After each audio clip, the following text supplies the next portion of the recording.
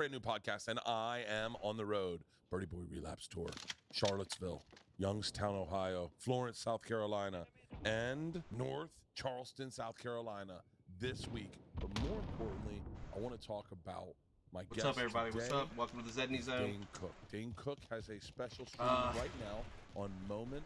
It's moment.co. You do not need to do anything to find them. That VR it is takes right toll on there my on the PC. front page. I will be going to its premiere. If you're hearing this, it'll be on moment.co for the next 14 days. It's called Above It All. This is Burt Kreischer. This is the Burtcast. He has a special guest, Dane Cook, on today. One of the best to ever do it. He is absolutely going to enjoy. We have a fucking great podcast. We laugh Please don't sue me, Burt. And fuck around. I don't have any money for you to take anyway. Support live comedy. Support Dane. And all I'm trying to get you is followers and stuff like that. I hope everybody goes to a show in Florence, South Carolina, and North Charleston, South Carolina. For the next 14 days. I say South Carolina because that's where I live as well. So I have to hit up one of them shows. Dane Cook. Hey, will you give me a beer? Yeah. Whatever's in cold in there. Shasta? Dude, I remember the first grown-up thing I ever did was my mom got me a Tab. Yeah. And I was like, and she's like, you'll like it. And Tab was like the first diet drink. Yeah. Tab? Was it a diet drink? Was that considered a diet? Yeah. There was a Tab. Oh, nice. We're in it. Yeah, we're in it. Hey, yeah, come on. Tab. Let's do this. You motherfucker. You know how long I've known you? We've known each other since the mid-90s somewhere. Yeah. Right? Isn't that fucking insane to think, like, Yeah. To think that you'd be a grown-up in this bitch. To think that back in the day we were listening to Bush, Everything Zen, and realizing this might be as good as it gets right here. What's crazy to me, and then is I really thought. I mean, do you remember when you'd be amazed that people could buy a house? Like, you're like, how did you afford a fucking house? Oh, yeah, dude. Especially when I was like, as long as I have a strong duffel bag to live out of, Yeah. that's pretty much it. If I got a great fucking duffel with like 5 pockets, but the thought of a house was just insane. Bonkers. Here's my question. I have a hard time spending money. I have a... Let me help.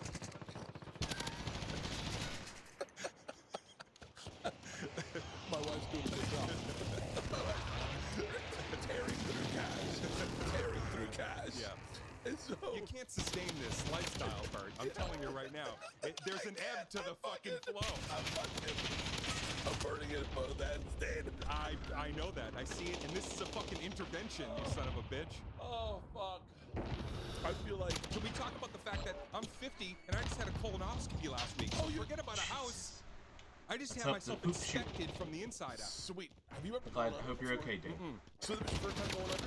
Yeah, for a colonoscopy. I mean, I'd gone under for something else years ago, but Yeah. that was a fucking undescended testicle. I'm not going to get into it, but the reality is... For real? I know another guy. Testicle in here. Are you serious? When I was born, my testicle, I had one ball that was in the sac, and the other one was up here, and you have to wait till you're up like 4 to go to Children's Hospital so they can finally put it back in the sac. That's why my right ball is fucking big. But my left one is like, For real? adorable. Shut up. Yeah. I wish I could show you, but I'm not Bobby Lee. He would whip out his balls, and they would be here right now, painted. I have a naked picture of Bobby Lee in there. Of course, who doesn't? Yeah, I've been naked with Bobby a lot. The colonoscopy, can I tell you something wild that happened? I have mine scheduled for November 21st. Okay, well, first of all, it's daunting, right? Because you're like, what's in there? Yeah. Right? I'm a meat eater. I've been fucking, I ate at 1 billion Sparrows at every fucking holiday, rest stop. Dude, I went in and I'm nervous. And first the doctor comes in and he's like, hey man, I'm a big fan of yours and I love your stuff and this and that and the other. And then the anesthesiologist comes in and is like, I love your stuff, I love you. And then the nurse who brings me in, so now I'm surrounded by, and they're all like laughing and I'm, my heart's racing. And I'm saying like, I'm like saying shit like, well, you're about to see a side of me that you've never seen before. And I go, I was gonna play a joke. I was gonna play a trick. And I go, I was gonna write something on my asshole so that when you went in there, it would say like, handle with care or whatever. I was like, I had a marker. I was just about to do it. And only. And I'm not gonna say the doctor's name because it's very unprofessional. He goes, I was gonna fuck with you, and when you came out of it, I was gonna have a picture of your colon with something photoshopped in there that looked abnormal. It's so glad you didn't do that. My dad died of cancer, bro.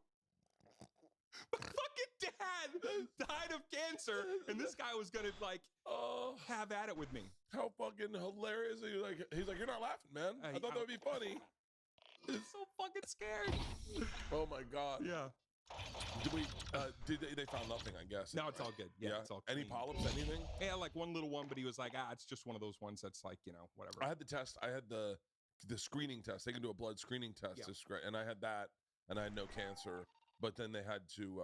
I still got to get a colonoscopy, which doesn't make any sense. I guess they pull off polyps. They just want to be able to check out the walls in there and make sure that there's nothing like outlandish that might, I don't know, cause like the version of an infection or something that would weaken the lining of your stomach But later. you're a healthy dude. Or your ass. You're like a healthy dude. Yeah, but my parents were both healthy, and they both. My parents Really got healthy. big He was healthy. like a drinker smoker. Well, okay, so my mom was super healthy, but my dad, he was a lifelong smoker, which attributed, I'm sure. But no, man, my mom was, 61 and just like super fit. Nick DiPaolo just started smoking. Don't you find that fascinating that at 55, 56, he'd be like, well, I guess I can just run it to the end of the race, and just started like, by the way, Rogan smokes now. Okay. Like Segura smokes. All these guys are getting to an age. Cigars? No, cigarettes. Oh, shit. Dude, Rogan is such a health nut. Has talked so much shit about smoking his whole life. And now he's like, I have everyone, for partying, I'll have a cigarette. Yeah, I'm like, that's such a weird. Yeah, but it's also like, it's kind of strange because my mom's sister started smoking late, and now she's the only one alive, and she smokes 2 packs of Virginia Slims like a day. That's who smoking companies need to go after. Hey, My Aunt Janice. Are you 40? Yeah. Do the smoking bitch to her. Hey, are you single? Do you want to live to be 9 years old? You just see fucking debris coming out of her throat. Do you want to live to be 90 years old? I don't fuck well. I've never been a good sex guy. Dude, Do you remember one time? Can I tell you? People know why you said that? Were we on camera? Because it was like... No, we weren't on camera. Oh, okay, but now it's like, this is going to be like a call her daddy fucking moment. Because we got to get into this. We can take this story out if you want. When we were young, me and you went back with 2 girls to their house. Okay. And we were trying to hook up. And we were in the bedroom, and I was drinking, and you kept looking at me. You go, turn it off. Oh, come on. I was like, what? You're like, we're off stage. Come on Let's just now. let this happen. And I could not. That is what's wrong. You were still trying to like... I was still trying to close the deal when the deal was closed. Right.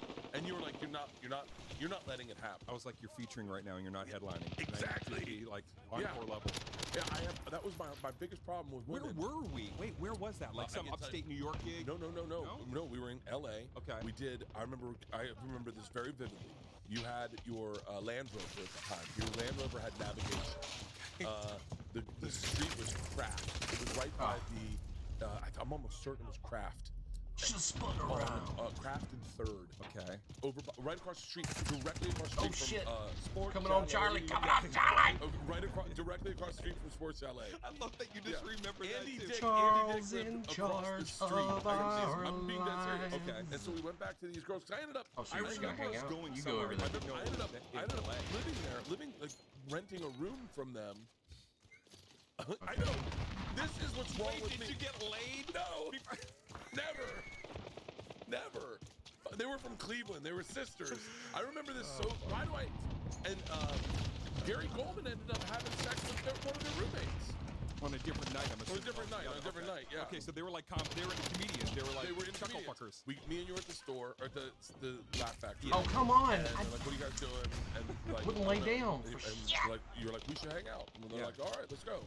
And so you go, well, give me the address. I'll put it in my navigation. I'd never seen a navigation before. Okay. And you got in your car and you went, doot. And I was like, I remember getting in your car and I was like, this is one of the nicest fucking cars I've been in. Like, my dad doesn't have this car. Yeah. And then you plugged it in and I go, hey, we should get beer. And you're like, no, let's just go there. And I was like, no, I can't do this without beer. Yeah, you're like, I don't give a fuck. And I was like, I can't do this. Yeah. And I can't do this without beer. And so we pulled up, we go in, we went directly to their bedroom. Okay. And it was happening so fast. And we were all in the bedroom. All in the bedroom, they were on the bed. I was sitting on the bed with them. You were sitting on the corner. Yeah. And I hadn't really started drinking yet. I cracked a beer. They had a beer, and then everything was started to move, and I couldn't shut the fuck up. But I'm remembering portions, and I also was terrified that we were going to all be naked together, and I was saying things like, is there another room? Is there a place we can go? I wanted to like swingers it and get out of that area so that I wouldn't have to suddenly be in a precarious position. I remember you saying something to the effect of, so, all right here? Like,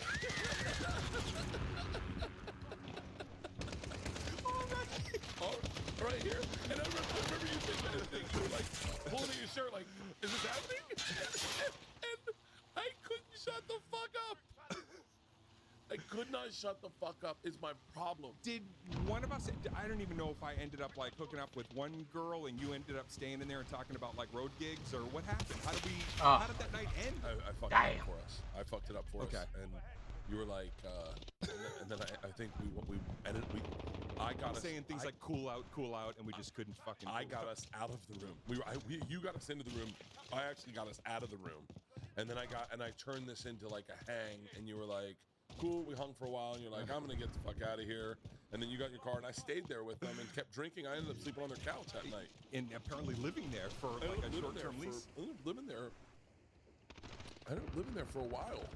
Yeah. My God, man. Those a lot of those early hang time gigs when you were like, I want to get a few laughs, and then hopefully there's a girl. You know, if there's one cute girl here that likes me, then you know. There was a time during the whole Me Too, post Me Too, like not the big heavy one, but post Me Too, when we were on. What happened here, fellas? We were kicking these people's ass. Me Too. Like me also? No, yeah, me as well. And so, and a female comic was like, and just so you know, it's not cool to fuck your fans. And we were listening to a podcast, and we heard, and everyone on the bus froze, like, wait, we can't fuck our fans? One guy was like, that's all I fuck. I was like, it's the easiest way to find people that like me. He goes, I'm not that attractive. I only fuck my fans. I've been only fucking fans for a long time. This another guy was like, hold on. We need some clarity on this. Like, how long? Like, what if I invited them to the show? Like, what if they're asking me to come back? What are the parameters so that quite possibly I can have a little fun on the road? I mean, that was like when I was single. That was like you meet people at the club. That was it, man. I broke through. I was like 27, 28. No girl looked at me in school. Like I was unlovable early in my life, and then suddenly I'm like the fucking belle of the ball. So of course I was like a man on a mission. There was the show, and then there was the show after the show. Did you ever go home like when you because you had probably, I will say just from my take, probably one of the most envious like runs of like you got to experience. I was in the pocket of young, hot Hollywood. Had the success, fucking tight jeans, full head of hair. I mean, it was unbelievable. And, like, we're not supposed to say these things now, but you know, with you, I'm comfortable. Yeah, of course, it was bonkers. It was bonkers. Because I was definitely not. I wasn't popping then. But to watch you run into Dublins and be like, and women lose their fucking mind. Is there a part of you that when you went back to your hometown and you saw the girls you grew up with, you're like, oh, just so you know, I'm a fucking thing now. There was actually that little part of me that's like the girl that you never thought you could get in school. Yeah. Even though in hindsight it was like, she was cute, but she wasn't. She was my world at the time. Darn it. Yeah. But then there was still that little part of me like, let me see if Sarah still lives in town, just to kind of feel that feeling of like, would she like me now? It's funny, all the women on the road later, it still wasn't as strangely alluring as like, my goodness, so-and-so from fucking math class still like me. But no, man, for a while it was like I was on a pretty good tear there during the aughts. The aughts. Yeah. Yeah. And it was just dumb. It was like the dumb level of fame at that point where it's like, oh, I should not have access to some of the people, places, and things that I do. It's just because you're in the moment and you're in. So you kind of are going home and calling your friends like, I have no business being around these people, but here I am. When you first got famous, that was when fame was like impossible to get. It was also it was real. It was real. Yeah. And it was earned. And it was like now it's like, I'm not saying that like you can get celebrity's different. Somebody's totally different. Yeah, it's so and even the numbers and kind of what's indicative of what fame really is, it's so kind of messy now. But back then it was pretty clear. You were either a movie star, TV star, or this new internet thing. Who's he? Yeah. Because he came up out of a fucking rabbit hole of, you know, online. And then now I'm like in the mix with everybody. So it was like being niche at that point gave me access to, I mean, there were, dude, I mean, some of the stories, like, I'll have to wait until I'm really old to tell them, because then people won't look at you and go, oh, you shouldn't be fucking saying that shit, man. You have to wait till you're like 80 to tell a really good story. You ever hear like a great, like, retired actor, 80 years old, fucking, you know, Eddie so-and-so, and he's like, I was with Phyllis McCombs, and let me tell you something, she could ride the ride. Yeah. I heard a story someone tell about Janice Dickinson. Oh. And I was like, was it Janice? Who was the hot blonde who used to hang out with like Rickles and Sinatra? Was it Lonnie Anderson? No, Lonnie Anderson. She married Burt Reynolds. Burt Reynolds. But there was oh, fuck, who is she? There was that actress, I think I know who you're thinking of. Blonde, short blonde hair. Beautiful, and she... Was she on a Jeff Ross roast at one point? Cloris Leachman was like a real, like, they call her like a pass-around Patty, but she played into it. She was funny about it, and she would kind of call dudes on being studs or whatever the fuck. So, like, she was in that era of, like, whatever, she was having a good time. I wonder sometimes, like, if I...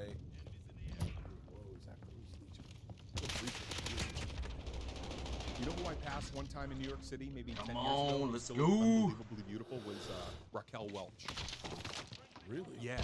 Who I think at her, whatever, like youngest, most beautiful, like she was one of the most beautiful. Oh my God. Right? And that was like 72 or 73. It's furry britches. Isn't that what he calls him in Shawshank? You tell me, Miss Fuzzy Britches. Isn't that what he says to her? Because then he throws the hammer at the poster and it goes And then it goes through? Yeah. That was Raquel Welch. That was Raquel Welch. Okay, It's that poster picture right there. It's that one up in the top left. Look at that. Yeah, she was scorching hot. Is there something? Can I tell you? I think women from the 70s. She looks like that's like from today. That's like a beautiful woman on TikTok, like right now. I think I actually would argue that the women on TikTok are not as hot as a 1970s woman. There's something, the curve of a woman from 1970s right is almost like, because they didn't know anatomy yet, so they didn't really know. They just knew how to do a sit up. They weren't doing obliques yet. They're just doing a sit up, and so like their body. Go to that picture of her in a bathing suit again, Halston. She was Look at that. It's beautiful. like curvy. But you're right, all natural. No, like there was nothing injected or switched up or swapped. Yeah. But she walked by me in New York City, and I don't know, she might have been in her 60s at the time, and she was stunning. Just really? Some women radiate, it's like you radiate a certain something, and she just had the it factor. Who's the most beautiful woman that you worked with, like where you Alba. Jessica Alba was absolutely beautiful. Really? But also because she was just such a Alba. great, it was like you met her and you go, we all know she's the most downloaded woman on the internet at that time. Yeah. And then you meet her and you're like, oh, she's just like the greatest person as well. And so once you add that, some God doesn't always giveth with both hands, and sometimes you don't get all the personality, but she had the personality, she had the guts in the movie, and she was obviously and is obviously very beautiful. Rosario Dawson. That's lovely. Mine. She is so Rosario Dawson is so attractive. Oh wait. Good luck, Chuck. Yep. Holy shit. Did you get to kiss her in that movie? Yeah. We had 2 makeout scenes. Can I talk to you about kissing someone in a movie? It's got to be. Sober October is officially underway, and I am getting a look at how no booze is helping my body, thanks to my Whoop. This is another map that they have in VR. Whoop now for more than a couple years. I think since the second Sober October, and you can pretty much immediately tell how my body recovers this month and how my numbers are stacking up compared to previous months. My baseline is what I look at. Right now, my resting heart rate is already lower. It's day 3 of Sober October. It's already lower. I wake up, first thing I do, check my Whoop score. Today it was a 78. And I didn't feel like I slept well, but because I know that my Whoop knows my body better than I know my body, I trust that I can push it in my workout. And I did push it in my workout. The first thing I did is I hit my strain coach. And my strain coach told me, this is exactly how hard you need to work out. based on your recovery, and I hit it. And I did hit it, and normally I wouldn't. If I was just sleeping willy-nilly like a caveman, I'd wake up and go, do I feel like running today? But I wake up like a optimized caveman, and I go, I should run today. I'm all over the one time I don't look out the window. I'm telling you right now, my HRV is through the roof. That's your heart rate variable. And heart rate variable, yeah, HRV. So what that is that's your resting heart rate. By the way, I'm not a doctor, but your resting heart rate compared to how high you burn. And I am burning it at a 35. That's awesome for the record. If you're doing Sober October with us and you're not drinking and you want to see how your body's recovering, this is the go-to. It's the best wearable fitness tracker I have ever used, and I have used them all to count your calories, your HRV, your resting heart rate, your REM. The other night I was like, I feel like I had a lot of dreams. Went in, turns out I did have a lot of dreams. We've officially got over 1,100 members in the Two Bears Zero Drinks Whoop team. Jump on board if you're looking to cut out alcohol and want to see the difference in 10 things. Go to whoop.com, that's WHOOP.com, and use the code BERT to save 10% off your order today. If you've already purchased, you can join the team with the code COMM/2Bears. Now a word from our sponsor, BetterHelp. It's Sober October, and so I do not have the help of alcohol to get me through problems, and I have found that therapy can really help with that. If you want to become a better problem solver, help achieve goals, therapy could be your key. If you're thinking about giving therapy a try, BetterHelp is a great option. I've been in online therapy for now, I think, 7 years. But for me, online therapy is so much better. I do not like tracking. That will heighten my experience of how frustrated I get before I go to therapy. I do not like waiting. Not like waiting. I do not like an wasting arrow in the time. hand. I want to get therapy off my chest. I like to do therapy personally. I like to do it. I don't even do it over the video. I do it over phone. And I get on the treadmill and I walk. I feel like I'm killing two birds with one stone. I get out of therapy. I feel like $1 million. If you're thinking about trying therapy, I'm telling you right now, BetterHelp's a great option. It's convenient, it's affordable, it's accessible, and it's entirely online. You get matched with a therapist after filling out a brief survey. You can switch therapists anytime you want, and I'm telling you right now, when you want to be a better problem solver, therapy can get you there. Visit betterhelp.com/BERT today and get 10% off your first month. That's betterhelp.com/BERT. It is like one of those things where, like fake sex scenes and stuff. I could never do that. I had to do 20 for Good Luck Chuck for the montage. Oh yeah. So I had to do a fake. 20 was just 20 bangers. Yes, but set up like this. By the way, there was no sex referee fucking paperwork. You know, we're in Vancouver, and it was like shoot all day and then go, okay, we got to get another one of those quick bang things for the montage. This is Cheryl. Bend over the watermelon, and she's gonna have her pants off. She can do this special split, show him, and then all of a sudden she's got a foot underneath the counter, and I'm wearing a felt piece. You have to wear like felt, okay? They cut a little piece and they put a magic string around you. It's called that you won't see in the movie. It's like a little tiny rubber band. Yeah. And then she has to have a felt strip on with a little rubber band. And here's what ends up happening right now, which is this you? This is me. This is the montage that I'm in the movie. Shut up. Okay? So with every and this is like the scenes, but there's one that it shows like all 15, because we shot 15 not knowing. Oh yeah, they're naked. There's nudity in the movie. It was an R-rated romp. Shut up. It was an R-rated sex romp. And so you're meeting the actress. Now her, I had met beforehand, so we got to really work out the choreography. For the 15 montage one, it would be like, hey, they went to an open casting call and they were like, okay, you're gonna be having sex with Dane Cook's character, and can you do anything special sexually? I can do this with my tongue, right? And they'd be like, oh, we'll put it in the movie. But the felt thing, dude, it's dangling, and then you're like having to, yeah, and then all of a sudden you look down, and not only is yours gone, hers is gone. And you're just like neighbor banging, if you know what I mean. It's just like, you're both in a crevice. Oh man, it was absolutely, you'd be like, hey, can we stop for a second? Like, I'm almost inside of this person. I'm pretty close to being inside, guys. Can we cut? This is a dream job. This is a fucking dream job. This is in the extended, super unrated, This X-rated girl's cut. fucking gorgeous. She was really funny too. She is Because she had to play like she was very religious. So she was like, you know, trying to like say prayers. She was improvising a lot of funny shit that didn't make it into this part. And I'm just sweating down on top of her because obviously you can see it looks like my early stand-up. Not a lot of words, just a lot of physicality. Dude, what a fucking help. Did you hook up with her? No, I had a girlfriend at the time. Oh, really? Yeah, I did. I had a girlfriend at the time. But it was the most insane way to, because every day was like, listen, I know you're tired, 16 hours.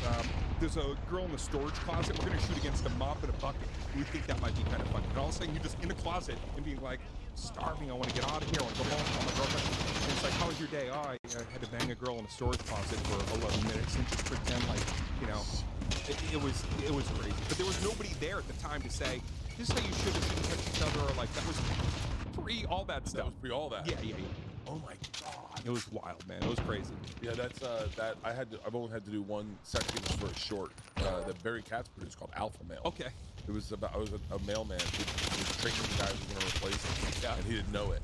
And on my last day, I go through and I think I forget what I did, but I had sex with this girl that I've always been wanting to have sex with. This is before definitely sensitivity. Was it full nude? Yeah. Yogi yeah. Bear No, style, shirt on? No. We had pants around. She was in her panties, no top. Oh, and I was in, bastard. and I had my male shorts. What I'm saying is, did you see your bodies lower nude, or could you fake it like you were upper? Okay, got it. And you have to do the felt thing because no, I had pants on. She had panties on, and I was like, this is that not- felt thing wouldn't work for you, by the way. You're a sweater, I can tell, and within like 4 minutes, that thing would be rolled up in a fucking very wet ball up under your nut. You'd be like, guys, there's no felt. There's just me down here at this point. That's fucking insane. That woman is one of the most beautiful women I've ever seen in my life. Yeah, and like I said, came really like ready to go. Like, all right, I got some. I was like, say whatever you want. You know, very funny. Yeah, that's fucking. Were you doing a movie and you brought the whole crew to a movie theater to see that? That one.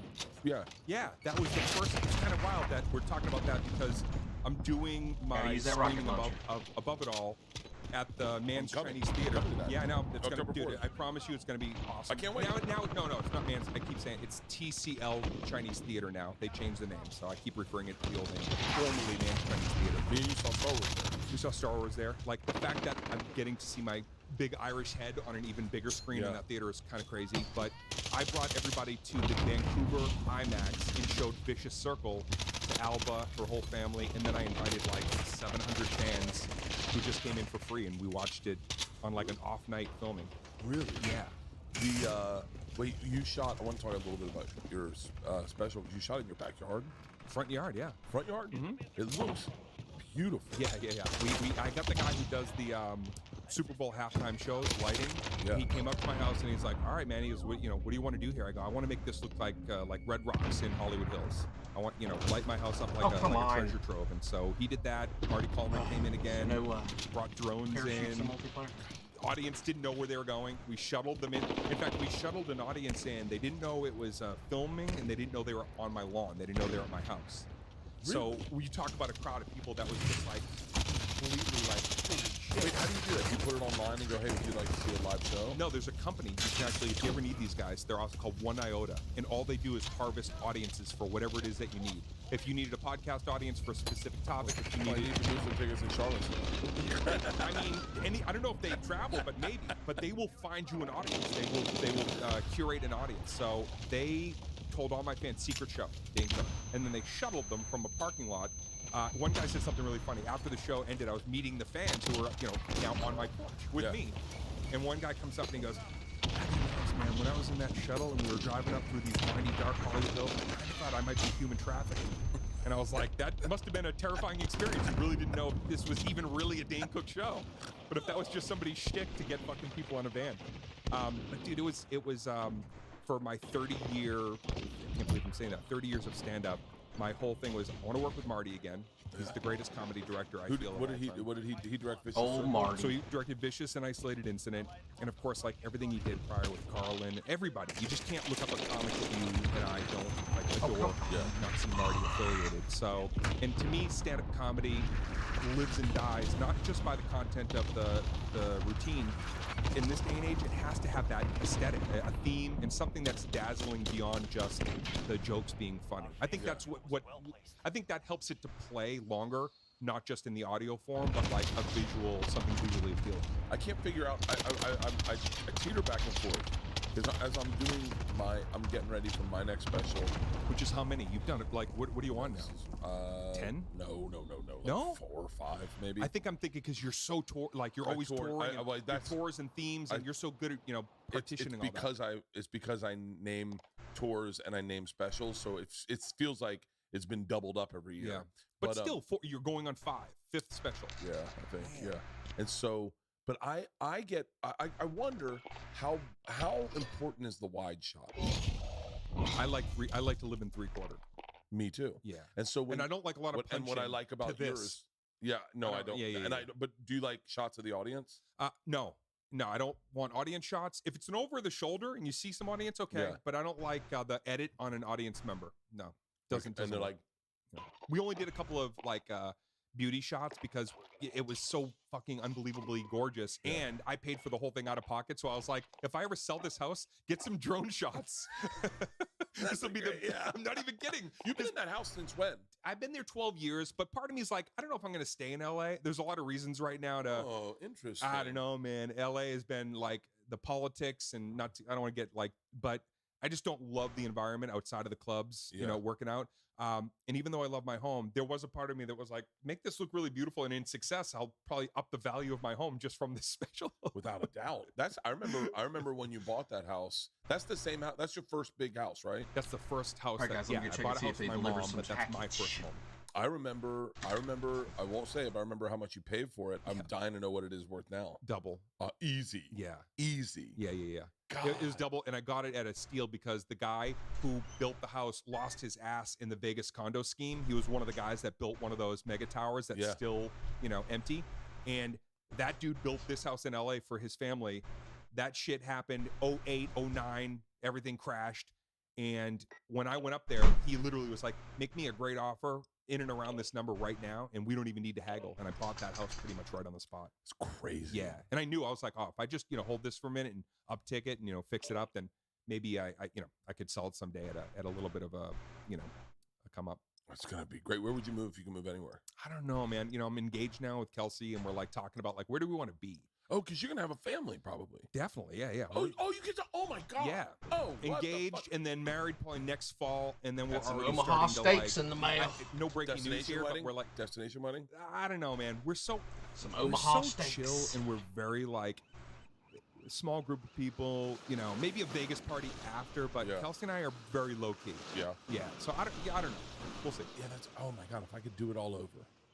Okay, so you got to think, what do you want your kids to do? As their activity, if you move to Colorado, Boulder, they go skiing all the time. If you move to Austin, they're gonna be on lakes. They're gonna be wakeboarding. Yeah. If you move to Montana, they're gonna be on horses. I think I want to have a home base where they feel like they love the environment, but I also I want them with me, and I'm definitely going to continue to travel and work. And I think that's an adventure you want your kids to be a part of, especially since Kelsey and I are going to we want to do all that together. And she's totally on my ride in terms of loves that idea of doing that. So, but where is the home base? Where is that school, or where's a beautiful part of the world that's not what LA is right now? And not what California's taxes are, even if you go up a little bit further north. Because this place right now is a mess. It really is a mess. And I'm fucking... I wonder, I never really put any thought into life. Hey, Austin, will you grab me, is it any way to grab me another beer? By the way, that sounds like the first line of a Morgan Freeman movie. I never put much thought into life. I never did. I never thought about getting married. Never thought about having a family. Never thought, it happened. Yeah, and I did better. Probably, I think I would have overthought things and gone back and forth. And if I'm the kind of person, if I think too much about something, I get, what is that, paralysis, low randomness? I got you, Bert. I feel the same way. Oh no, we're out there. Let's grab a couple. Wow, look It's at like this if team you're I'm with. constantly thinking about the things that you're hoping will go this way or that, They look especially scary. forget about just in life for anybody in general, in this kind of industry where you don't know an ebb and a flow and a fucking zeitgeist and a whatever, then it's easy to really let that demoralize you and depress you very quickly. I've learned you got to go like, I'm more into short, medium-term, exciting ventures than like, this is where I need to be in 2 years, man. That's such a disappointment when you try to do it like that. Yeah, I look at, because we just took Georgia to college, and we got Isla's left here. She'll go to college. She'll probably go to college in Georgia. And then I just look at it and I look at where you are in your life. I'm so excited for you. Going, I wish I had that, because it's the funnest thing in life. The funnest part of life is starting a family. I was broke at the time, but I still look back and go, oh, it was even broke, and going like, I remember we went to not Saddle Ranch, but Wood Grill Ranch and Wood Ranch. Yeah, in the Grove. In the Grove, I remember my tooth came off, and I was like, cause I like a veneer, and it came off, and the guy's like, I don't know if we afford to put that back on, and I was like, hold on, you telling me I'm at a place in my life where I gotta go without a tooth? I was like, I gotta call my dad. I can't be fucking so poor I'm toothless. But I remember laughing with her about that. I look at those times as the best. You got such fun looking ahead of you that I go, God, man, yeah, where would you want to live? But can I tell you what I do right now? If I were you and Kelsey, I'd go to Paris for a year. I would release a special. Yeah. And then I go to Paris for a year and live in Paris, both of you. So you're close. That's weird almost that you're saying that, because after this special comes out and 2 years of prepping for this moment, we're actually taking some. We're not there, but you're in the area. Yeah. I don't know if it'll be a year, but we're definitely gonna have some fun over there. So how's moment.co work? I know Schultz did something on there. Killed it. Yeah. Killed it. And not only did I write him, and I was so fucking proud of that, but I was like, dude, similar to maybe kind of what I did 20 years ago, you're going to set a new precedent that I hope that I'm going to continue to push forward, which is, you don't need these long-term. A contract doesn't need to be more than a few pages anymore. Yeah. Okay? A 40-page, somebody recently was like, the contract's about, I go, how many pages? 30, 40. That's not, you don't fucking want that. Yeah. The fact that in this day and age, your IP partners up with somebody who may or may not have your fans' best interest at heart. Maybe they have their catalog or their like bottom line that they're trying to reach. And then it ends up on a platform, on a streamer, on a network. You don't own your IP, you're partnered up, you're chasing your royalties, mechanical and regular. They'll never tell you your numbers. They'll never tell you. No. They'll never. It's not their benefit. It's not their. It's not. It's leverage for you. You got 1 million downloads in a day. You know what they're gonna say? You're doing well. You're doing well. So that's just like base. Bottom line. I won't get into all the legalese. Trust me, at this point, I know the legalese. You want something that you make yourself, then you window it out, people, short-term lease. Yeah. And Moment comes to me and says, we've done this with Bieber, Halsey, Scooter Braun put money into this. If I look at this is modern pay-per-view. This is all this is. This is pay-per-click. 14-day contract. You know what I get at the end of that? First of all, everything goes directly to me. I paid for the whole special. Yeah. So I'm recouping in real time. I'm logging in like I used to with fucking CDs back in 01. I'm logging in. Okay, good. Here's my territories. Here's everybody that's buying the special in real time. Yeah. And then at the end of that 14-day contract, it's like, here's your special back. By the way, here's all the emails. Here's everything, everybody that logged in, and you get all of it. Tell me that isn't the way that you want to own and operate moving forward. And for the next kid coming up who's saying, man, what if I get really frustrated because what if you have one great special? Like one great special. Yeah. Now, here's what happens. The language of that special says the word, let's say, downloads. For the downloads, you're going to get this piece of downloads. Well, in a couple of years, the jargon changes to streaming. Okay, now suddenly you're getting paid for your downloads, but the streamer that now refers to it as streaming is putting that in a different revenue stream under streaming. Now, this is why we finally catch up and say, where's my streaming money? But there's a new tech, and it's called hollow streaming. It's a new version of streaming that's going to be faster and this and that. You're fucked. because your language from 4 years ago, a pretty recent contract, is only covering a certain language, and they're going to change it. Come here. And then you'll be in 10 years going, Come here. why didn't I ever get paid for what I made? Yeah. It's done, man. Schultz solidified it. Schultz killed it. I think my name recognition. I talked to CK recently. You know, Louis done that for years, but obviously Louis started the game on it, but Louis did it in a very different way, where he built the infrastructure. He built the email fan base. He had I had social media presence in numbers there. Louis was smart because he treated it like a table at an old comedy club where you write your email and your name. Yeah. And he had that, which was actually more. MySpace went away. His mailing list he had. Yeah, so I could look at him even in that era and say that was the wise way to go. Today, right now, this is what I'm hoping happens. I'm already booked. I won't say yet how I'm doing. I'm in pre-order. You're in pre-order. I'm in pre-order. We don't when they won't let launch me come back. even until the Chinese theater. That's a big splash night. Then the next night, I'm doing well enough now that I can look and say, if I can't be a disruptor in this business again, and I've been it before, Yeah. this should pave a way for windowed opportunities so that you don't have to give your shit away to somebody anymore. I cannot. Sometimes they'll come 3 and say, hits "Here's on a her. deal. We'll 3 pay for hits it," to the right? face. Well, the second Wow. shabby, you're lit like shit. Bullshit, The editor, dude. oh, he edits a lot of stuff. Bullshit. Does he love me? That should have Can we taken talk her about down how he was second gonna- hit. Do you like your shot? Should have in knocked her. three-quarter? Yeah. Does he like the shot? Wow. In three-quarter? So for all those reasons, I think there's a lot of stuff that ends up getting out there that I'm like, that person's going to be I can't chasing believe this the residuals. person. That just doesn't sitting look out here great. They're and funnier than this surviving. special. Yeah. And nobody will blame anybody except that comic. hilarious. That wasn't very good.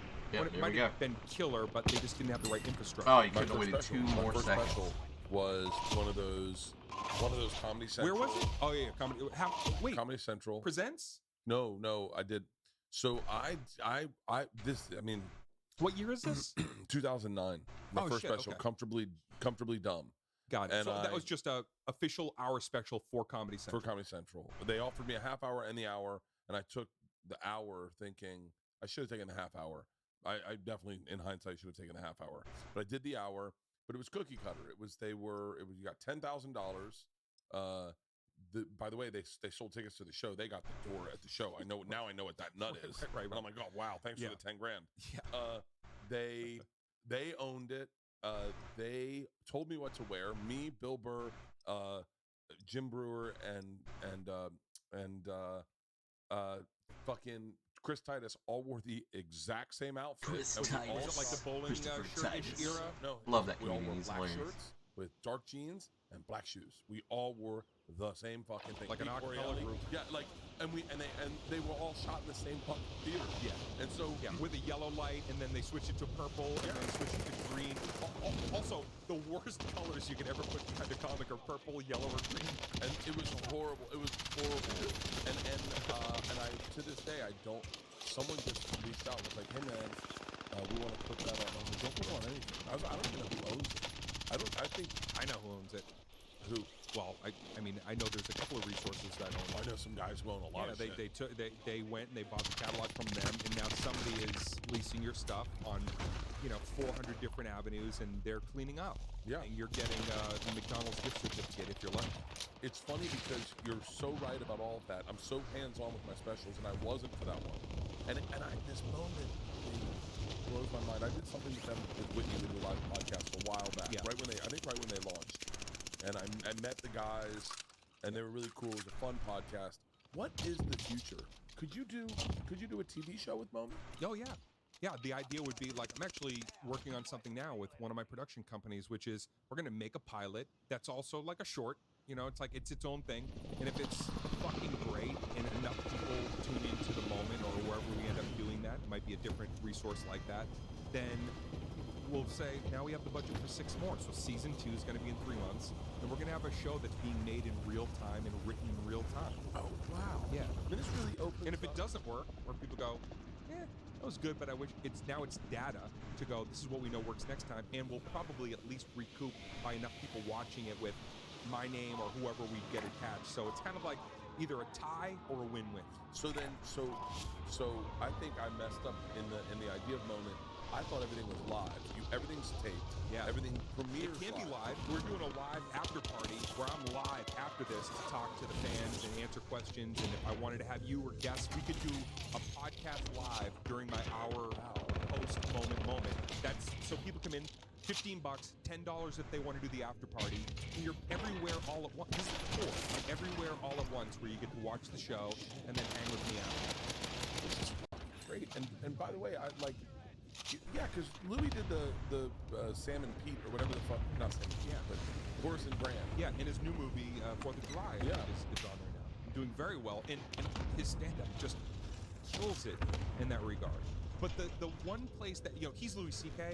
and somebody who brings like a name recognition, but now you're saying, okay, what if it's somebody on the come up who maybe doesn't have the promotion, and that's where they get you, we'll promote it. Oh, right? I had no idea what that weapon was. You're gonna put on a splash page that maybe is there for a day, and then a week later you're like, where the fuck did so-and-so's special go? Just gets eaten up by the algorithm. So you still need that element of splash. You still need that promotion. So the idea would be, if you can get with something like this, make something. Don't make it until it's something that you know is undeniable, something that is killer. Because if you do something half-assed and you do something like this, you think that, oh man, mine fell flat. It's still got to fucking dazzle people. Yeah. This is really smart. Who else do they have on? Not comics, but like what does Bieber do on? Bieber did a live thing where like you watched him live. You could tune in and see him anywhere. I know they're doing some more podcast stuff. So this is like all just in the last few weeks of people that have been jumping on. This thing's really blowing up. Oh, dude, they're blowing up. This is Scooter Braun, too. So Schultz was their big first pop, right? Yeah, Schultz came in there. He brought his whole fan base over. He got a nice big splash of press, TMZ.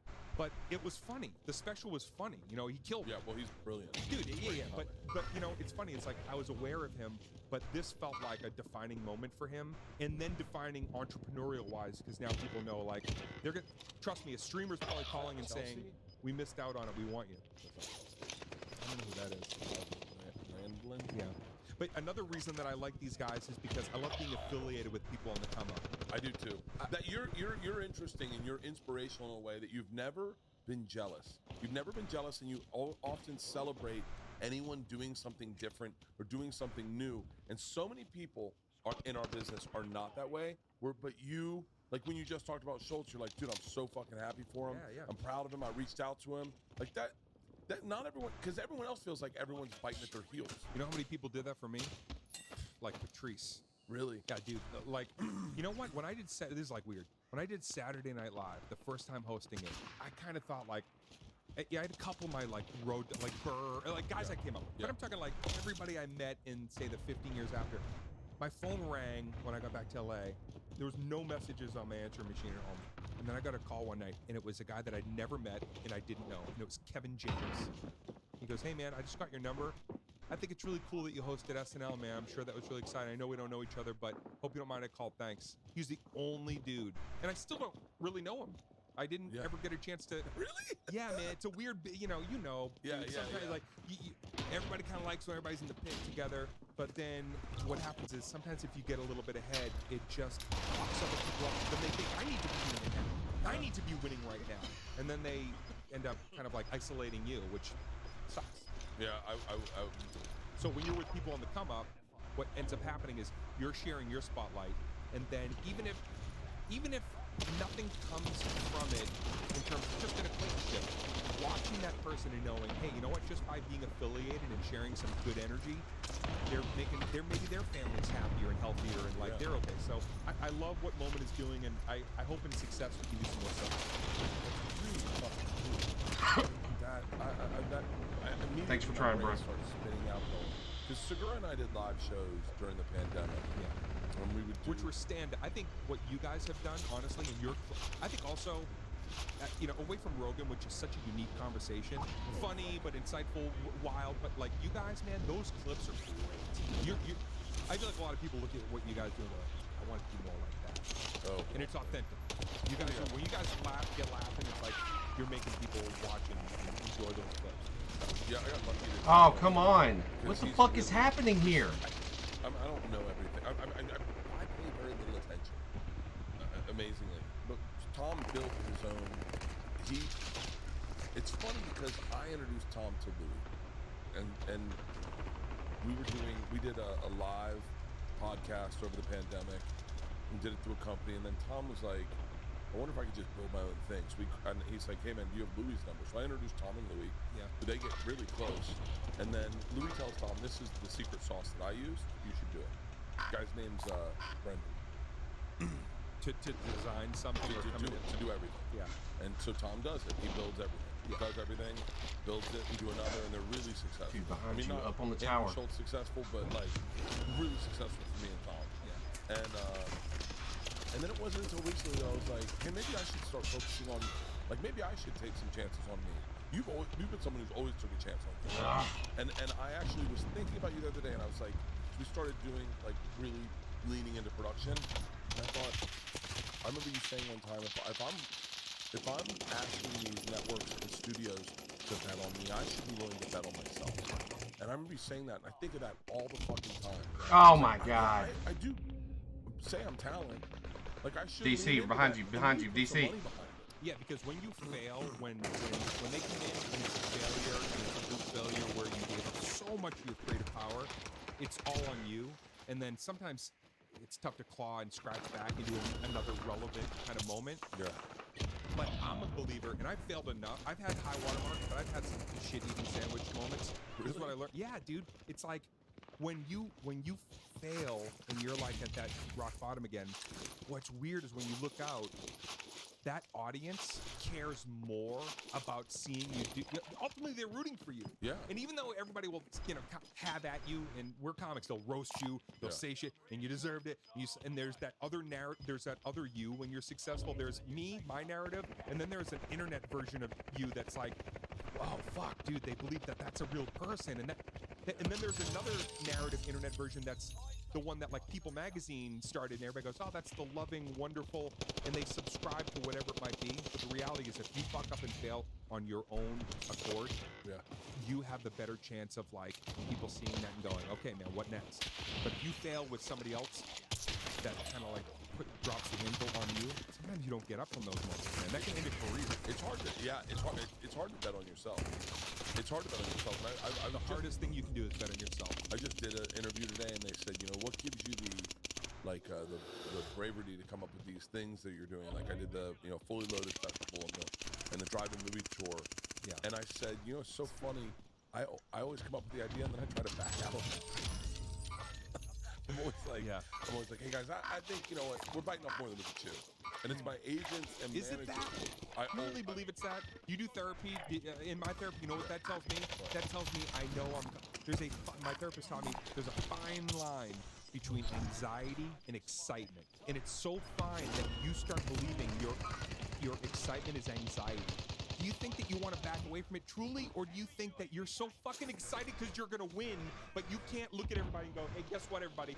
I'm about to fucking win! I'm going to fucking win!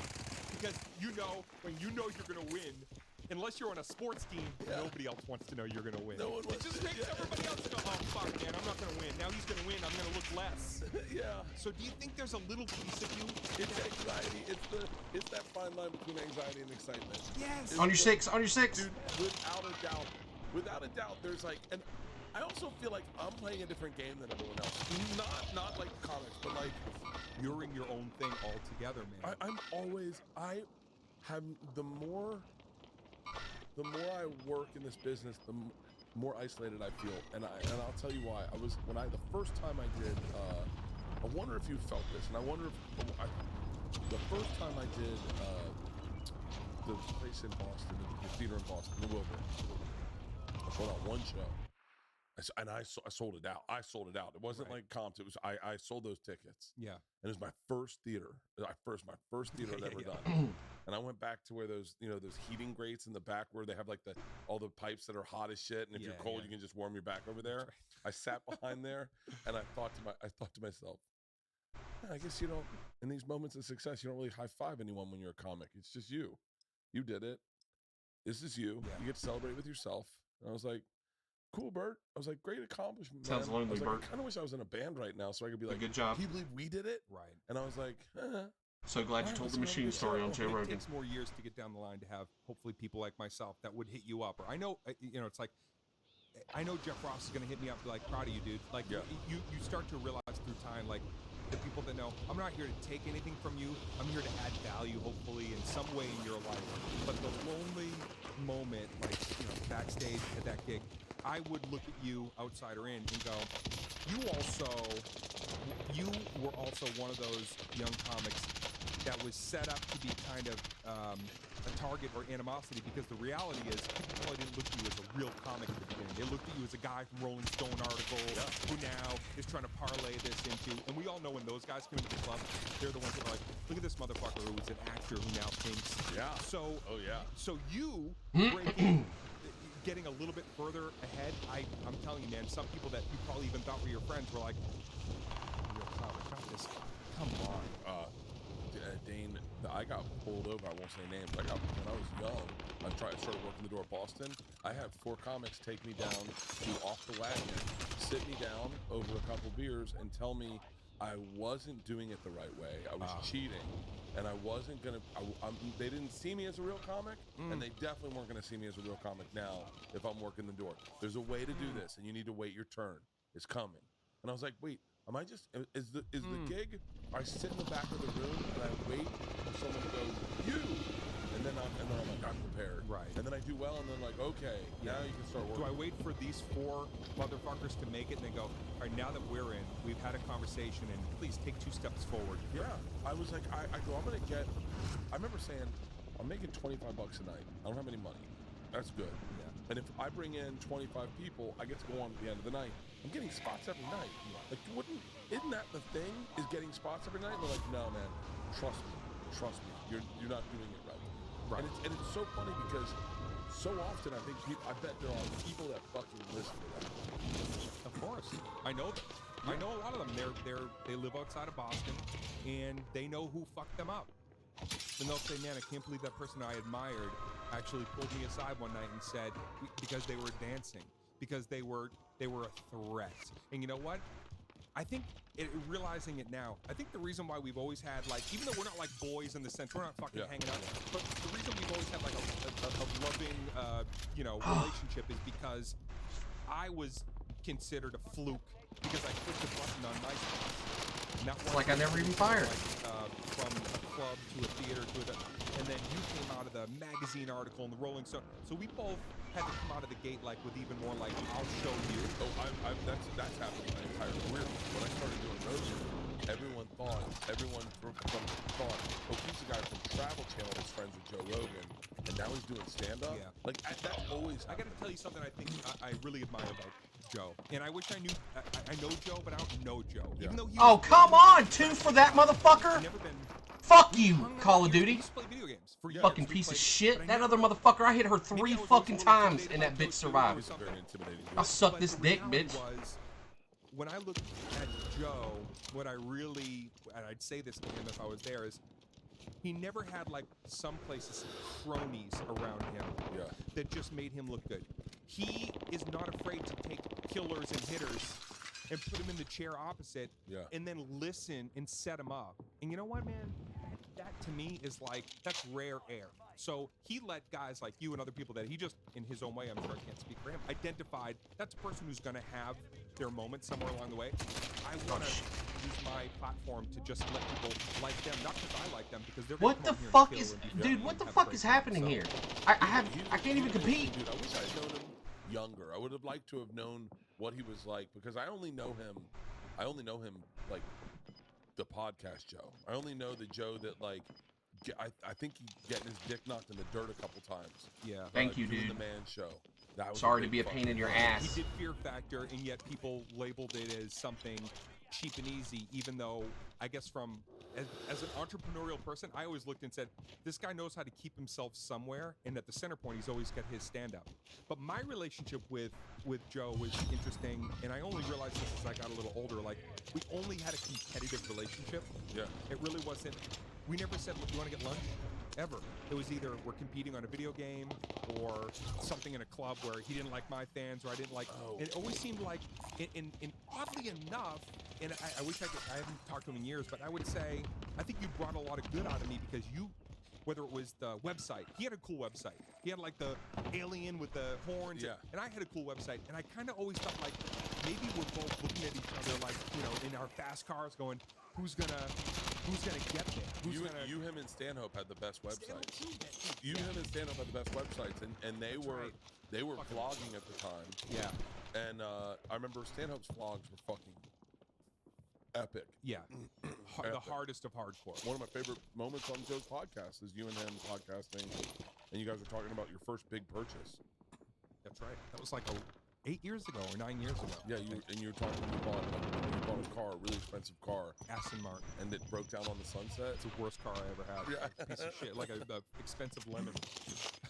It's crazy because I remember you two podcasting and being like, oh shit, they're together. Yeah. Like, this is gonna be good. Yeah. But it was also that Boston thing of, I think guys that came out of Boston, there was always there. I don't know why it is, because I don't really feel like it's of me, even though I'm competitive myself. There was never a lot. It's just not a warm embrace, kind of like, come on over and let's hang. And Bird was like that. Our buddy, you know, Wayne could be like that. Bobby. It just kind of went with the territory, and yet there's nothing but a deep appreciation that we all, I think, brought the best out of each other to want to like make it somehow. You definitely did, but you're right. Bobby's got a little competitive streak. I almost got in a fist fight with Bobby before. Yeah. Oh, he could be a hothead.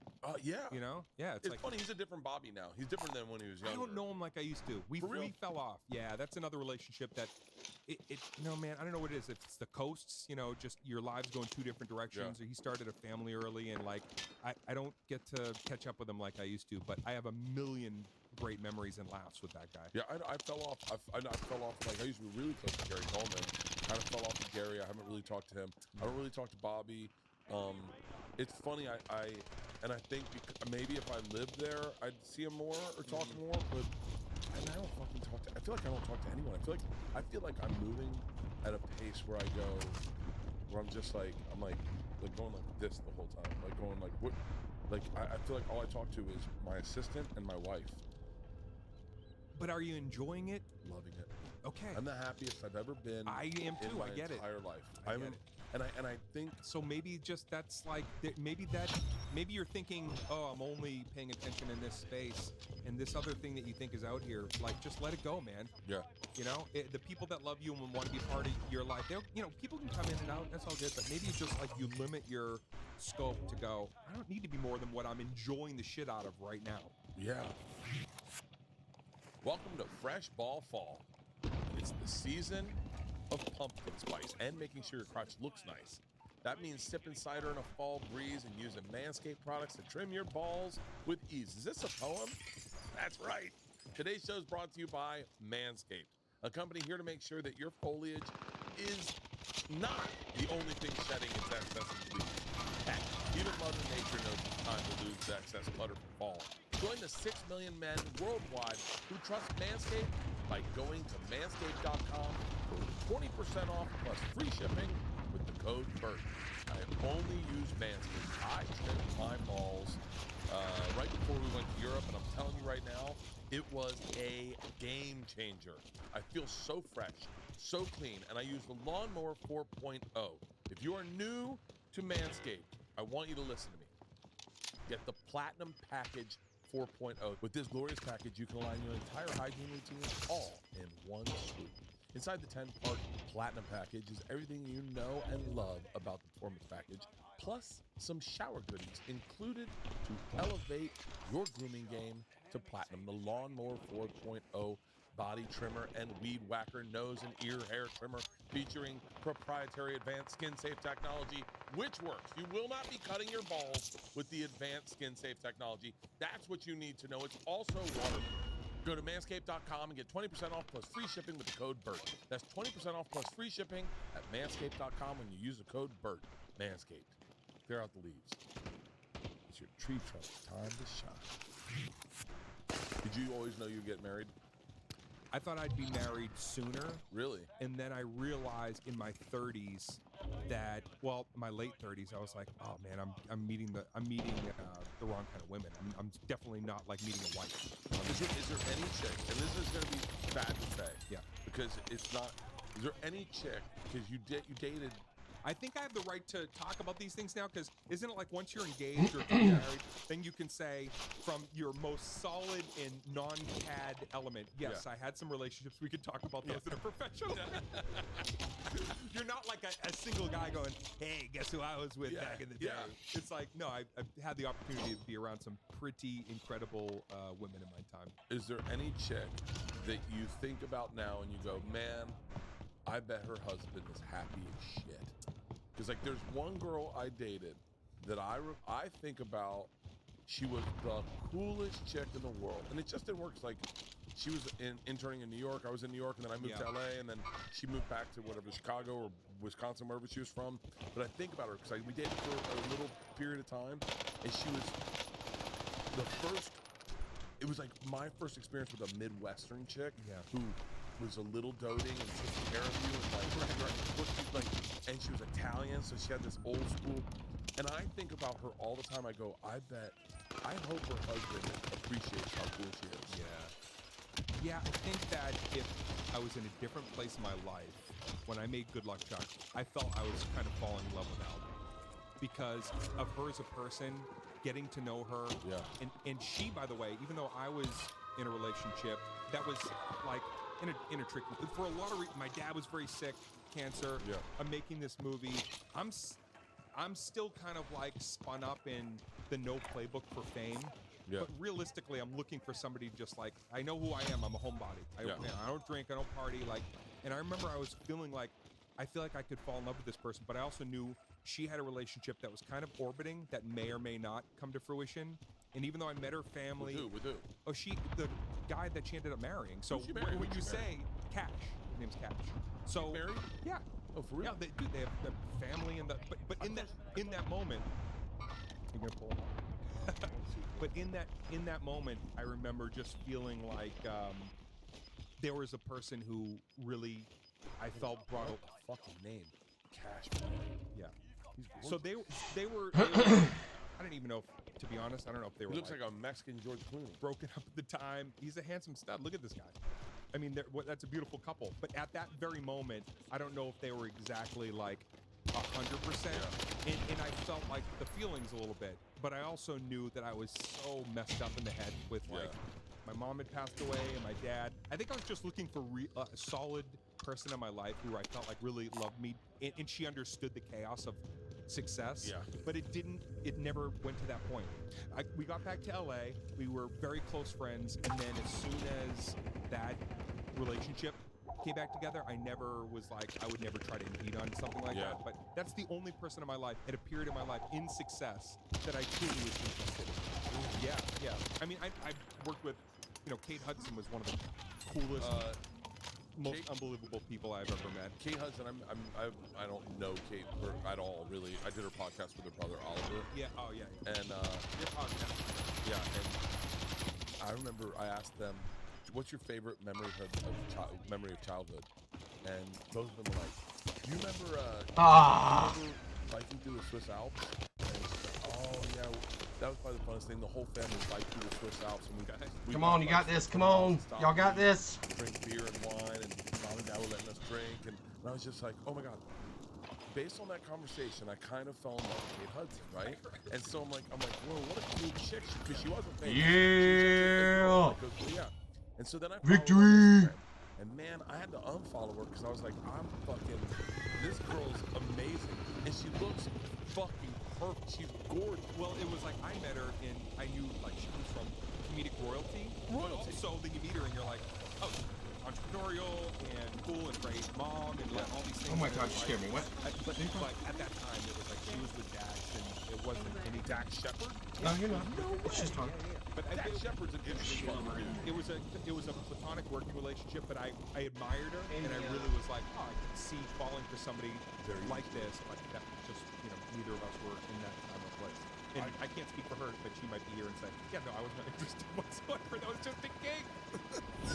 What are you guys talking about? Dane Paycheck.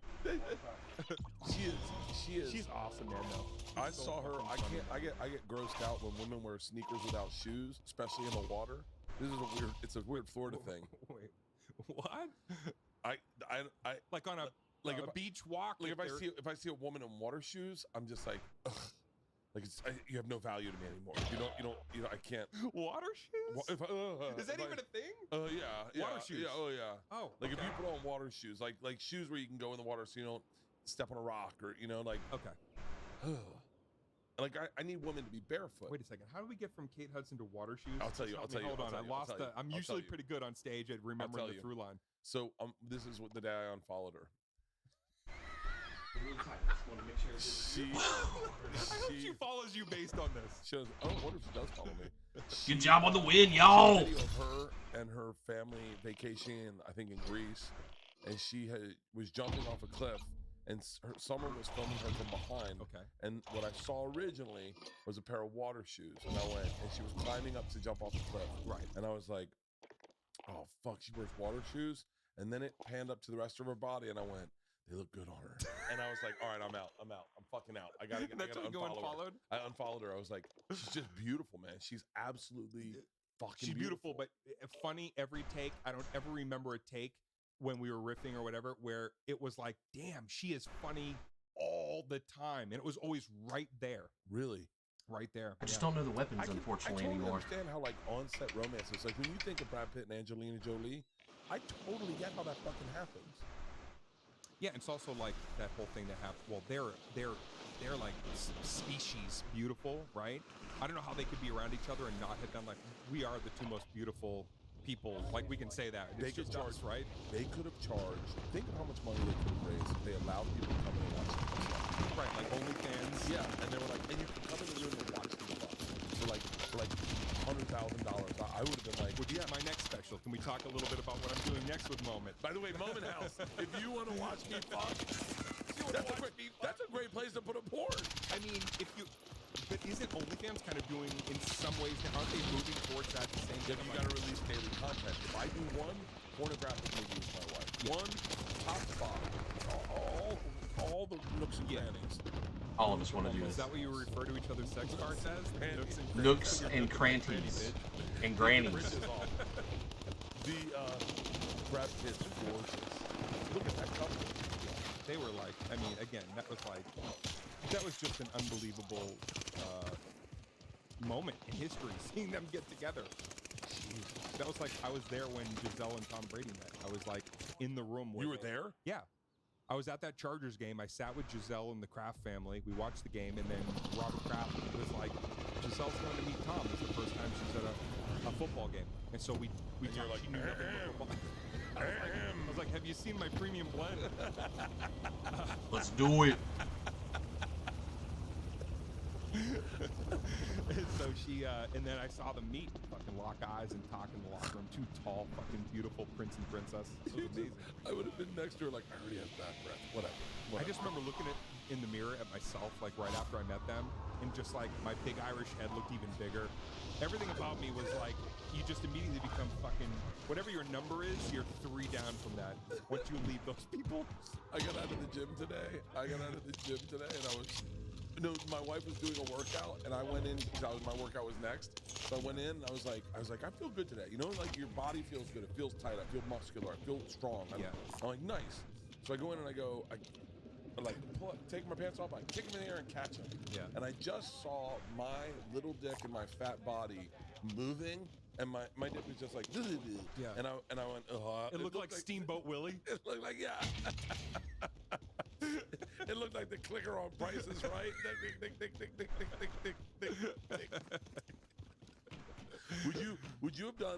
Would you, if they said to you right now, what's one show you would take that is on the air and you do it in perpetuity, like Drew did The Price is Right? Would you take the Tonight? Game show? Would you take anything? Would you take the Tonight Show?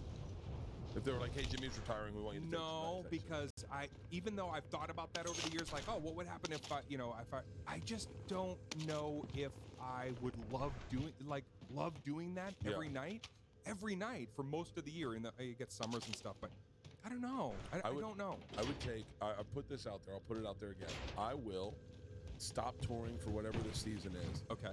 And I will take low pay, whatever the fuck you pay a first year member of SNL. be awesome. And just be like, hey, I am funny. I can definitely help write jokes and all that shit. Yeah. I'll work my way up. But only for the experience. And I'd like to have the experience. Like I was saying, when Burr hosted SNL, was the first time that it got close to me. Like when you hosted SNL, you were on such a starship that like everyone looked at you like that'll never happen to me. I mean, I think everyone when you I mean, your whole career really, I think everyone's always been like, I'm never gonna that only happens. I'm not gonna play Madison Square Garden. Right. I'm not gonna play the Boston Garden. Like all those things.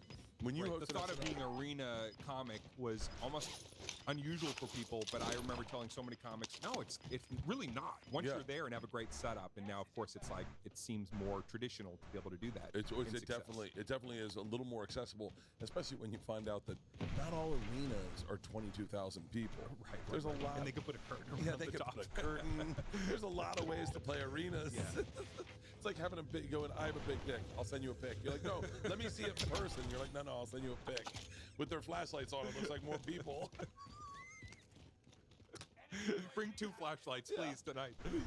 Oddly enough, in a wide shot, you can't tell the difference between 7,000 people and 12,000. Let me ask you this, ready? Instead of a Tonight Show or something like that, which again, that's a broadcasting art in itself. Yeah. To be able to be interested in whoever, maybe it's somebody you're not interested in. Every night you're going to be interested on. But let me ask you about this, because I've often thought, like, how can I do something like, I'm always trying to think of, like, what's my version of that? Yeah. And how can I do it my way, right? Again, I like disrupting. I want to do something in business as well that's like, oh, this is my road. Yeah. This is my inroad. What about this? What about a Vegas residency for a year with a 1 year of a talk show / podcast that you do your show, and then at the end of your show, your residency, it turns into the set turns, it's Vegas, and now this is my talk show. And guess who was in the show, who's also my guest? Carrie Underwood was here tonight. And then you've got a show that could be a little unbridled, doesn't have to be for network television, but you're getting the residency cash and your fans get to see you in one place, not tour. I take it. I would love a residency. I would love a residency. Okay. Especially like a Vegas residency for me would probably save my life. I would probably live to be 90 if I did Vegas residency, because I'd get up every morning, I'd work. I'd love to be able to do what I do in not such a chaotic way. Like Right. I love being tonight. The tour bus leaves at 2 in the morning to take us to, oddly enough, to Vegas, and I would. For where? Let's plug your dates.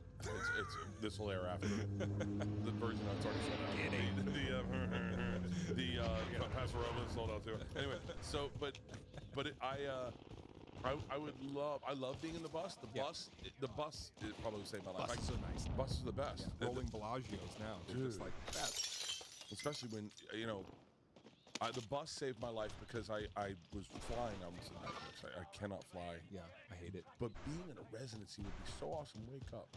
Especially like girls in college. Me and Leanne moved to Vegas for a year. Yeah.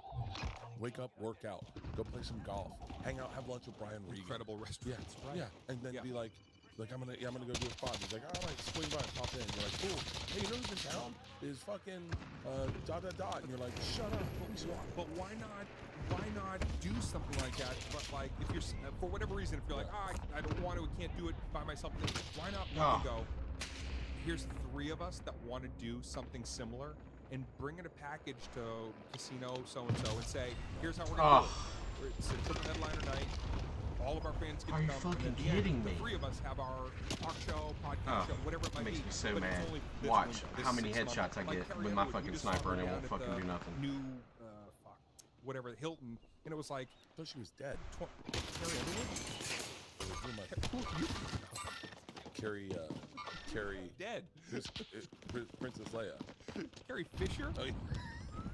There's a whole time I'm like, how many beers? I'm like, you just like How many beers, Bert? Fisher? I thought she died, man. It's so funny. I just was with Mark Hamill. He said he missed her. I wonder fucking the whole time. The whole time I'm going. We had to think for a second. Is Carrie? And I'm sitting there going, what did she do? Did she like? Oh man, that's a very different story. Carrie Underwood. Because by the way, the story also has you bringing Carrie Underwood on stage, and I was like, that's where it started. When you said her name, I went, how the fuck is she gonna fucking do that?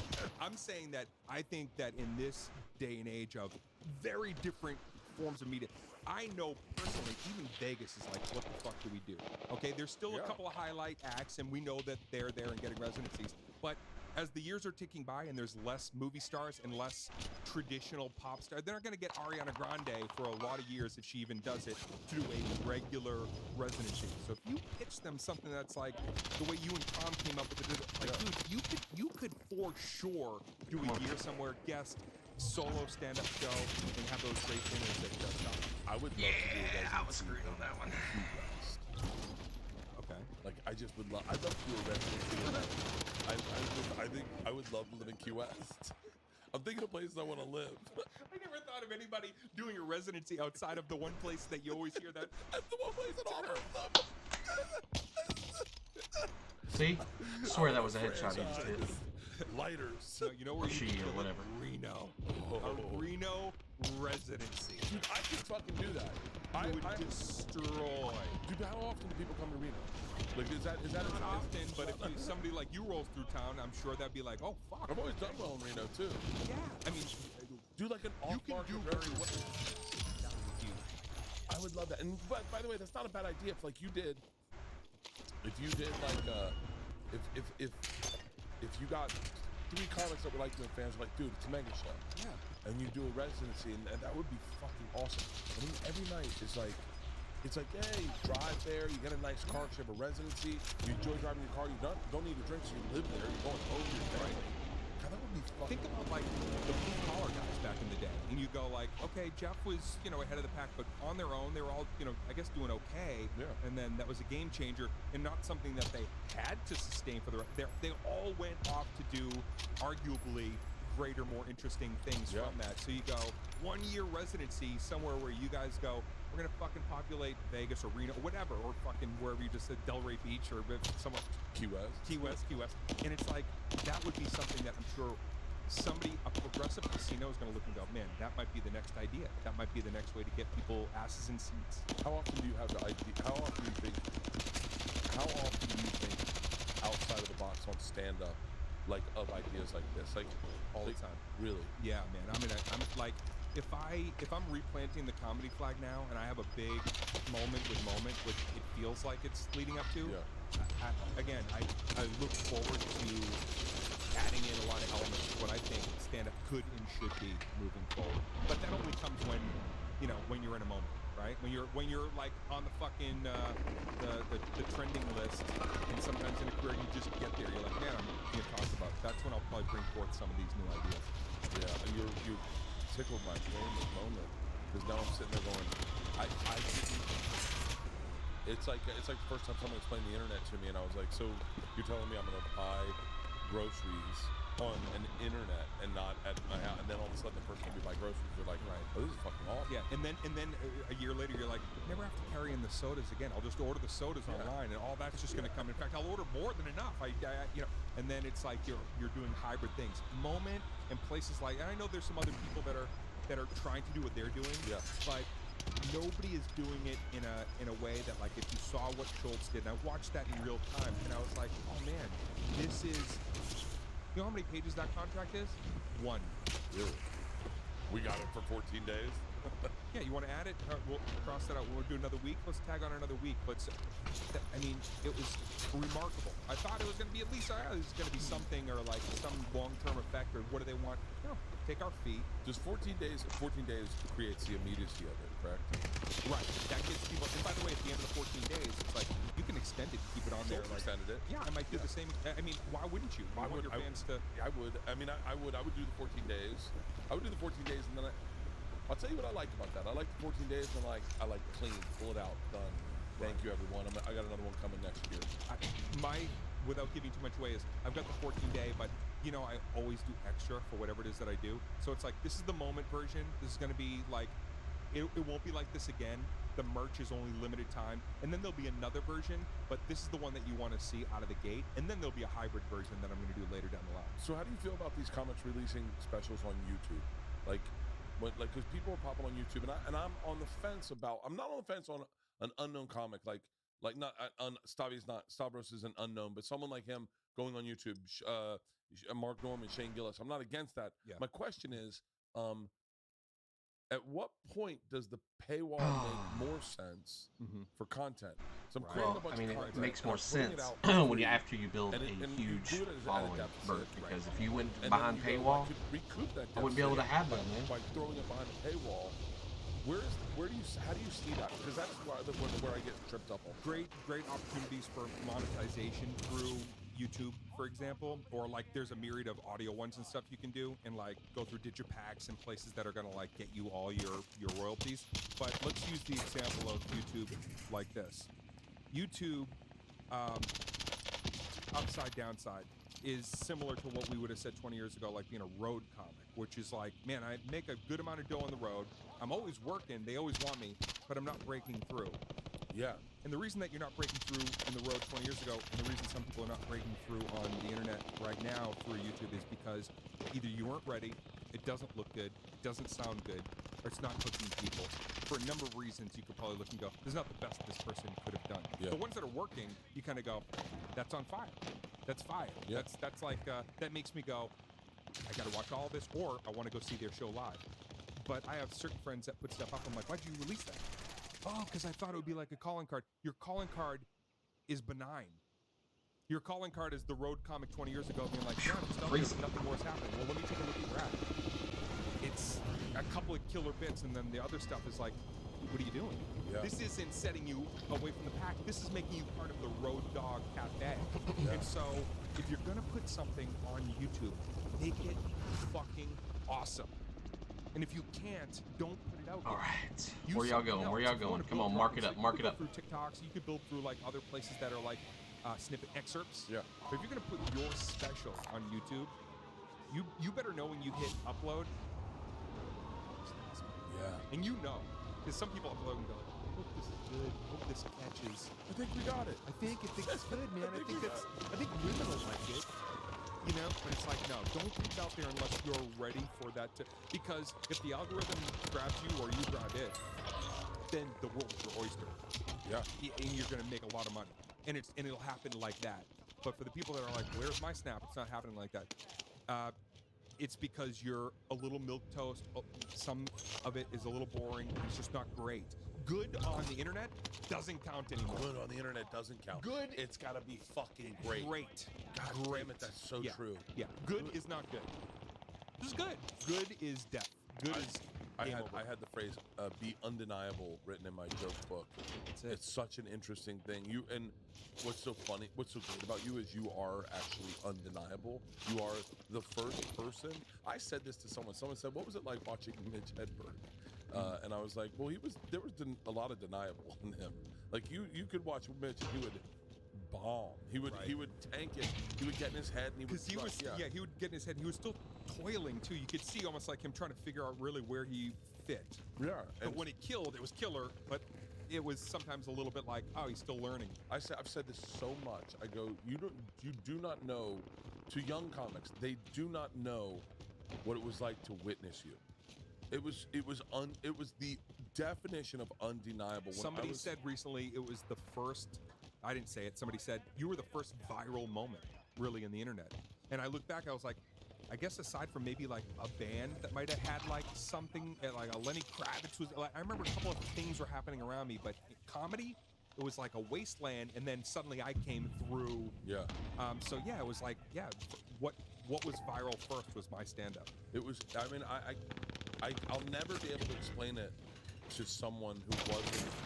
I remember bringing people to the store and going, "Wait, do you see this?" I remember watching you at a there was a bar, I think it was called Guys, on West 3rd or on 3rd over by the Beverly Center, but it was upstairs. Wait, was it the brewery? It was the upstairs one, and you stood on a fucking box, in the corner, and everyone ate a dick. Yeah, I remember that. You're the only one that fucking killed, and it's so true. Is that I remember? I don't know why I'm remembering this. I remember watching people not do well in that room, and my whole thing would be I would look around and go, who's the energy sucker that for whatever reason is not allowing the comics. And then I remember there was one woman sitting in that crowd one night, and my whole thing was, I'm building off of her. I'll sneak the jokes in, but I'm gonna make her the show. People don't give a fuck about me. You're beautiful, sitting here with your tits out and da-da-da-da. And suddenly I was getting the laughs and then throwing my shit on top of it and learning like that's how you got to sometimes do it, man. You got to throw away the act and build off of what's happening right there. God damn it, man! You make me excited. I don't. Sometimes I get bogged down in my own life, and then I talk to you and I go, God damn it, man! I want to think out of the box. I want to be planting flags. See, I'm driving here and I'm telling Kelsey, I'm like, I'm so excited to talk with Bert today, not only because of just like our history. I said because I look at you like that. I'm like, Bert is always out there. I feel like from where I'm sitting, whether it's the movie you've got coming up or another new podcast idea or the look and the sheen, the aesthetic, and then just your honesty, man, your transparency, you're fucking hilarious. And in real time, you allow your fans to, peek in, regardless of what the topic is. And I think that's ahead of what most people are trying to formulate and put out there. And you're putting out something very real. I think my lack of insight is what. Try not to overthink things. I guess. I don't know. I mean, definitely that's like, the path to a dead end is always trying to guess what the path is entirely. Is Jessica Alba coming to the premiere? No. Can we get her? I'd like to see her. She's a billionaire now. Can we get Kate Hudson to your premiere? She's probably also, I think that every leading lady before Jessica Simpson sold $1 billion worth of clothing and jeans and boots. Did you get to kiss her? Alba, in Employee of the Month, yes. Yeah. Yep. Oh. And then Alba. I heard she doesn't brush her teeth. Who? Okay, never mind. Sorry. Carrie Underwood is not dead, and Jessica Simpson has great breath. Okay, great.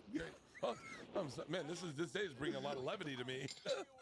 I was looking down the barrel of some hard shit today, and now I'm like, nice. Who's the most beautiful woman that you ever had sex with? Not a name, but like on the road somewhere. Like, was there a? Did you ever look back and go, man, I can't believe? Were you with a 10? Have you ever been with a 10? I think this is gonna sound We're all crazy. Yeah. I think my wife was the one that I was like, I can't believe I'm fucking this. I can't believe I'm fucking this. Good job, Bert. I hope it sounds as romantic as it feels, but I remember going, I can't believe I get to fuck this. Bert. Oh, fuck. Just everything was perfect. Everything's perfect.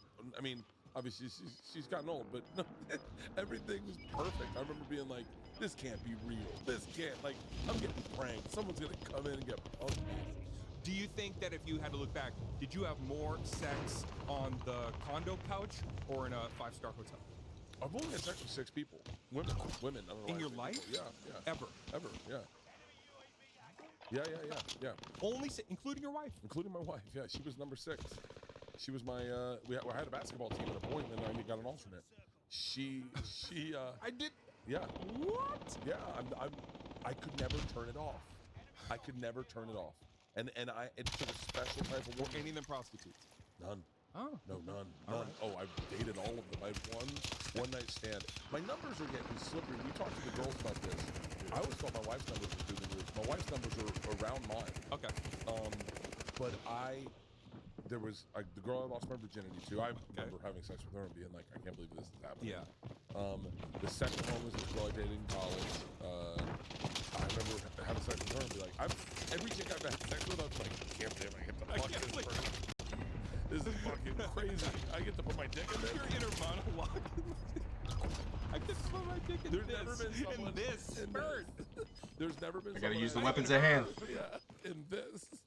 There's never been someone I had sex with that I wasn't. That I didn't. I take that back. There's like. I have one night stand. I was the best. I say one night stand, but it wasn't really one night stand. But it was the best I ever performed. Okay. And why is that? I have no idea. Raw dogged it, and I lasted forever. And and it was like, I ran into her, oddly enough, in Hawaii. I was in the Blue Note a while back. My family's at the hotel, and she showed up in the green room. What? And she was like, In the green room? In the green room. She goes, hey, do you know this girl, ... And I went, I do. And by the way, when you only have 56 people, that name rings. And then this is the one. Yeah, immediately. And I was like, I do. And they're like, and you're like, that was the best I ever did. That's the best I've ever performed. And they're like, wondering if she can come into the green room. I was like, definitely. Oh, wow. She looked fantastic. Yeah.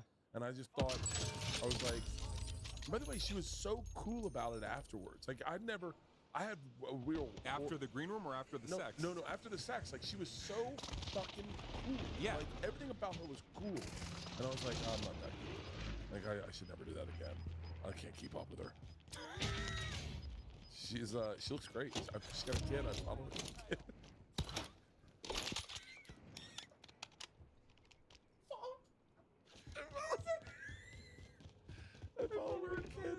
I follow her kid on Instagram. Oh, fuck. Congratulations, Dane. It's been a great fucking podcast, I love it, man. Dude, I love you. Dude. You're an inspiration to not just to me, but to all of us. I'm telling you, you are, I'm so fucking excited for this. I can't wait for the premiere. I can't wait for the premiere. I promise we're gonna have a blast. You can wear whatever. Jeans and t-shirt? Yeah, fucking be you, man. Okay. Completely be you. Come on, whatever. Maybe. Yeah. Slow down that. Is there gonna be alcohol there? Oh wait, You're sober? Well, not now, but I will be then. You will be. Sober October. Yeah.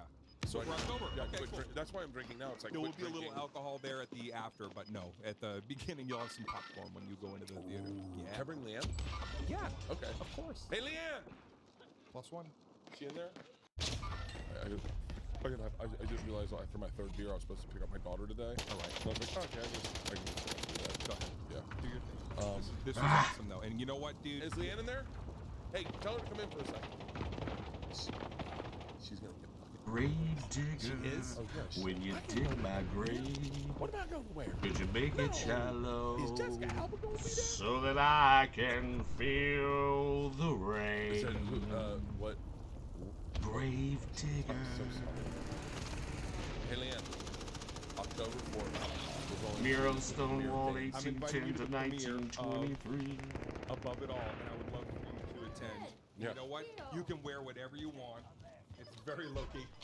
It's a stand-up comedy show on the big screen. So I'm kind of like, I just want people to Wow. come and just be able to. It's that man shining TLC. Yeah.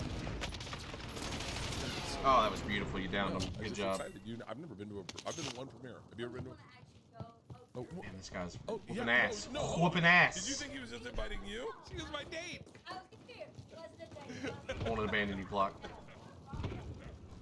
The end of the night, maybe you'll be like, I can't I'll believe I'm fucking pick this. you up at 6. It's you and me. You start drinking around 5. I'm glad that you're gonna come. Oh, it'll be great. It'll be so. It'll be a so fucking fun. blast. It'll be a fucking blast. Yeah. Awesome. Hey, thank you, buddy. You got it, man. Congratulations, Dude, man. absolutely, brother. Fuck yeah. Awesome. America. Bow, bow. America. Bow, bow. All right, guys. So, let's see what else is on.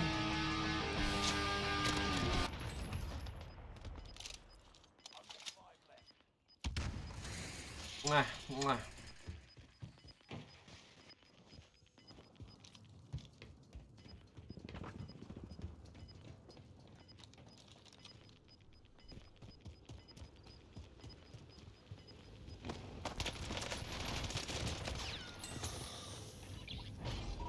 Hey, good try, good game, good game.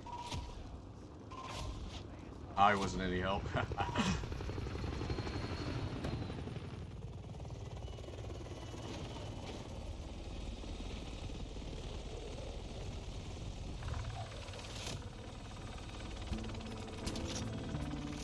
Please don't sue me, Bobby. Just want more people to be aware of you, that's all.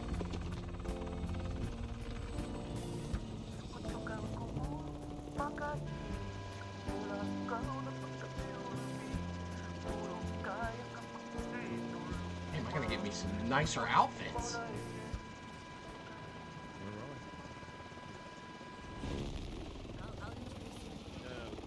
Alright guys, I'm gonna jump off and grab some lunch and stuff. To say it one more time. Love y'alls. Okay, ready? You're Italian, dude.